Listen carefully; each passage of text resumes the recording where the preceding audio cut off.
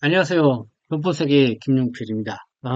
유엔에서요, 이 한국에서 증가하고 있는 이 중국인 혐오 표현에 대해서 이 공식적인 우려를 표명을 했다는 소식 여러분들에게 좀 전해드리고자 합니다. 현재 한국 법 체계에는 인종차별적인 또 증오 표현을 또 명시적으로 범죄화하는 조항이 없다. 또 이렇게 지적을 하고요. 이를 포함한 이 법 개정을 또 권고를 했습니다. 물론 이 중국인 혐오 표현에 대해서만 지적한 것은 아닙니다. 유엔은요, 한국에서 온라인 또 오프라인을 통해서 이 중국인을 포함해서 이 무슬림, 그리고 이주 노동자, 그리고 탈북자 등에 대한 이 차별 수준이 심각하다. 이렇게 우려를 표명하고 나온 것입니다. 그래서 이런 지적이 바로 지난 5월 13일, 엊그저께 나왔는데요. 바로 유엔 인종차별 철폐위 대한민국 국가보고서 이 심의결과 보고서에서 이렇게 발표문으로 나온 것입니다. 이 유엔 인종차별 철폐위 한국 정부에 대해서요. 이 가중처벌하는 형법을 개정을 하라. 그리고 정치인, 국민의 혐오 발언 조사를 하고 처벌을 하라. 정치인, 공인의 혐오 발언 여기서 특별히 더 조사도 하고 처벌을 하라 이렇게 얘기를 했고, 그리고 이주민 또 난민 이들에 대한 편견 해소를 위한 공공 교육 캠페인을 실시하라. 그리고 또 온라인으로 이 혐오 표현에 대한 규제를 강화하라. 뭐 이렇게 권고를 했습니다. 네, 뭐 여기 대해서 뭐 한국 정부도 이 권고를 받아들여서 어쨌든 인종차별을 이렇게 치도록 노력을 하겠다. 뭐 이런 입장을 발표하긴 했는데요. 글쎄요, 이게 얼마나 실행이 될지 그런 좀 지켜봐야 될 것 같습니다. 네, 뭐 지금 대통령 선거 앞두고 있는 상황에서 이 국가 지도자들이 어쨌든 인종 차별 없는 이런 국가를 만들기 위한 그런 목소리 여기에 대해서 또 마인드를 갖고 있어야 되는데요. 글쎄요, 지금 이렇게 출마한 이 후보들 중에 여기에 대해서 얼마나 관심을 갖고 있는지 뭐 그것도 좀 의아하게 생각합니다. 자, 어쨌든 오늘 이 시간에는 이 유엔에서 이 인종차별 철폐위에서 이 대한민국 정부를 향해서 공고한 내용을 좀 여러분들에게 중점적으로 말씀을 드리고자 합니다.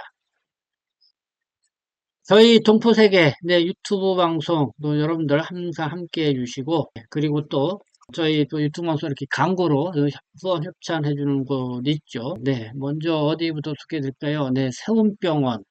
네, 지금 서울 금천구 독산동에 있습니다. 그리고 또 멜로 피부과, 영등포점, 신길동에 위치해 있습니다. 전화번호 나와 있으니까요. 또 이 피부와 관련돼서 문의사항이나 궁금한 거 있으면은 저 유튜브 방송을 통해서 이렇게 전화했다 그러면 또 반갑게 맞이해 주리라 생각합니다. 그리고 또 엠플란트 5사 이 치과병원이 있습니다. 지금 대림동에 있죠. 대림역 9번 출구 하나은행 있는 건물 4층에 이렇게 위치해 있습니다.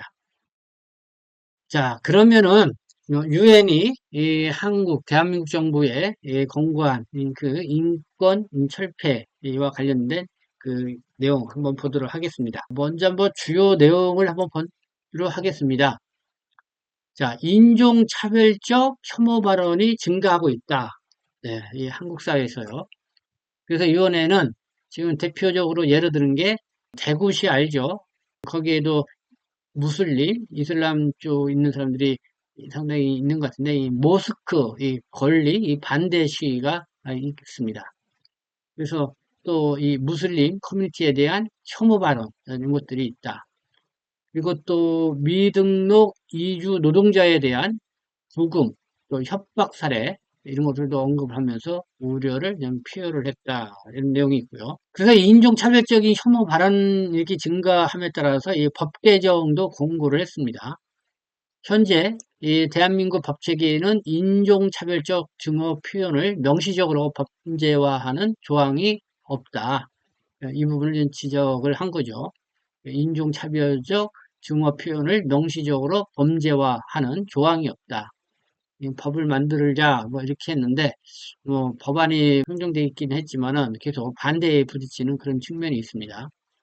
그래서 이를 포함하는 이 법 개정을 권고를 했고요. 그리고 인종차별적 동기를 가중 처벌하도록 형법을 개정하고 또 인종차별적 혐오 발언 및 혐오 범죄를 명시적으로 범죄화하는 포괄적 법안을 채택할 것을 권고를 했다. 그리고 현재 한국에서는 인종차별적 범죄가 일반 형사범죄로만 분류가 되어 있다. 별도의 통계가 또 수집되지 않고 있다.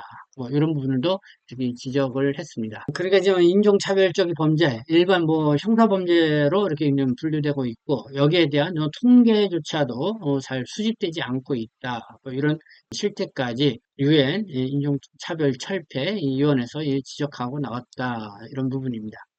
자, 그리고 또 이제는 정치인 또 공인의 혐오 발언을 또 규탄했다.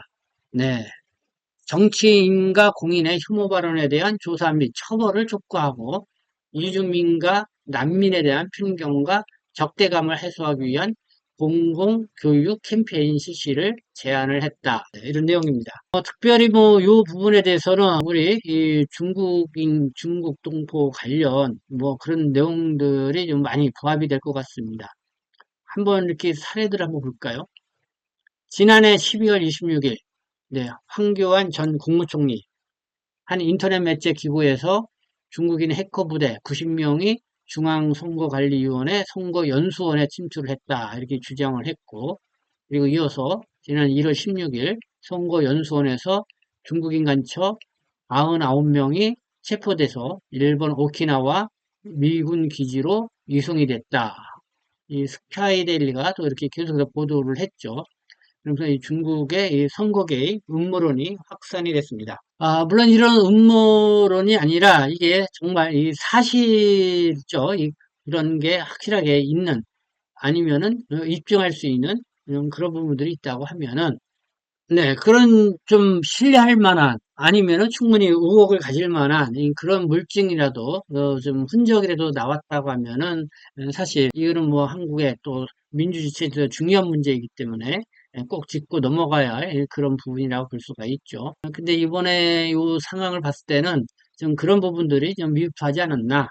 그러면서 거기에서 무조건 이 중국인에 대한 그런 이 혐오를 유발시키는 어떤 그런 상황만 벌어지지 않았나 이 생각이 듭니다. 네, 그런 말씀을 드리고 결국 이렇게 이제 반중 혐오 결국은 이제 물리적 충돌로까지 이어지는 이런 현상이 또 생겼죠. 지난 2월 14일인가요?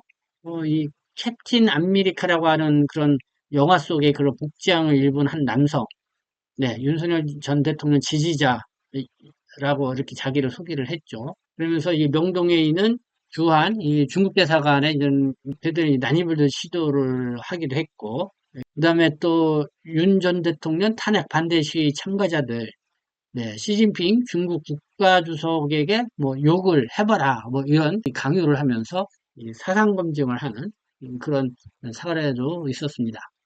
네.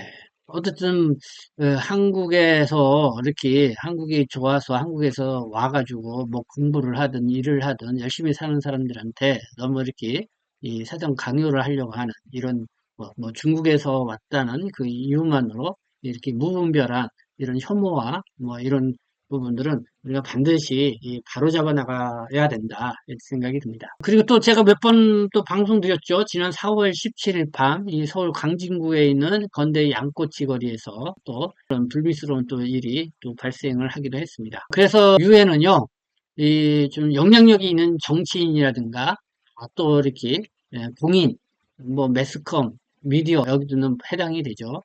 이런 혐오 발언에 대해서 조사하고 또 처벌할 수 있는 그런 거를 강화하라 뭐 이렇게 요구를 하고 나왔다. 네, 이런 거를 좀 말씀을 드립니다. 그 밖에는 외국인 노동자 차별을 개선을 하라. 외국인 노동자들이 겪는 차별과 위험한 근로 환경을 개선하기 위해서 노동법 개정을 권고를 했다는 게 있고요. 그리고 이 북한 이탈 주민 보호 뭐 이런 부분도 얘기를 했습니다. 이 북한 이탈 주민이 교육과 고용에서 사회적 낙인과 차별을 경험하고 있다. 뭐 이렇게 지적을 했고요. 이 강제 송환 금지 원칙을 국내법에 명문화할 것을 요구를 했다. 이 강제 송환 금지 원칙 이걸 명문을 하라. 요거는 지난해 2019년 11월 이 문재인 정부 때가 이제 대표적인 사례인 것 같습니다. 그때 탈북 어민이 이 배를 타고 이 두 명인가요? 기순에 왔었죠. 근데 곧 이 강제 이 북송이 됐습니다. 그러니까 이 어민들이 선배에 타고 있던 동료 선원 16명을 살해하는 등 이 중대범죄를 저질렀다. 뭐 이렇게 하고 더 이상 여기에 한국에서 이 보호 대상이다 아니가 하면서 곧바로 이 북한으로 이 송환을 했죠. 이렇게 된 탈북자 합동조사에서 이 귀순 의사를 밝힌 바 있는데, 그러지만은 이렇게 불법 강제적으로 다시 북한으로 보냈다. 뭐 이렇게 의혹을 사고 있고, 그러면서 현재 이 재판 중에 있는 사건이기도 합니다. 이렇게 이제는 유엔에서 인종차별협회위원회에서 이 한국의 어떤 보고서를 보고 이 검토 의견서를 발표를 했습니다. 여기서 한국 정부는 인종차별 철폐와 또 외국인 권리 증진을 위해 노력을 강화할 것이다. 뭐 이렇게 입장을 발표했다는 걸 여러분에게 말씀을 드리고요. 이렇게 이제 심의 결과 발표한 게 2018년도 12월 달에 있었고 이렇게 7년 만에 이번에 또 이렇게 발표됐다는 걸 말씀을 드리고 차별철폐위원회, 유엔 인종차별철폐위원회 소개를 해드리면은 1965년 유엔 총회에서 채택이 됐고 모든 형태의 또 인종차별 철폐에 관한 국제 협약의 이행을 감독하는 기구이다. 18명으로 구성이 되어 있다고 합니다. 개인적으로 활동하고 어떤 특정 국가를 대표하는 것은 아니라고 하고요. 스위스 제네바에서 정기 회의를 개최하고 있고요. 각국의 이 보고서를 여기는 검토, 심의한다. 대한민국은 1978년도에 협약에 가입을 했고, 그 이후 정기적으로 보고서를 제출하고 심의를 받아왔다. 이렇게 소개를 하고 있습니다. 네, 오늘은 또 이런 인종차별 이런 관련돼서 또 한국 사회에서 또 유엔에서 또 중국인에 대한 혐오 표현이 너무 심각하다 뭐 이렇게 또 진단을 하고 거기에 대해서 여러 법 개정을 권고했다 이런 내용이 있어서 여러분들에게 말씀을 드렸습니다.